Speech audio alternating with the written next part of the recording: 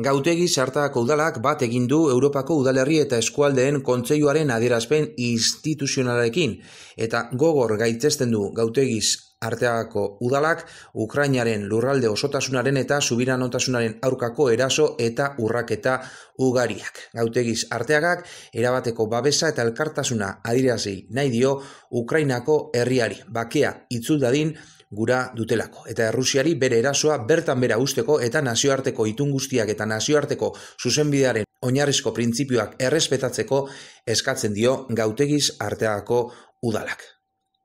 Juan Felix Nabenan Gautegi Zartagako alkateak esan du besteak beste, Ukrainako herriari eurekin daudela erakutsi nahi dutela Gautegi Zartagako udaletik eta eurei laguntzeko eskura dituzten tresnak jarriko dituztela mahai gainean. Herritarrentzako beharrezkoa den materialetik hasi eta laguntza humanitariotik jarraituz.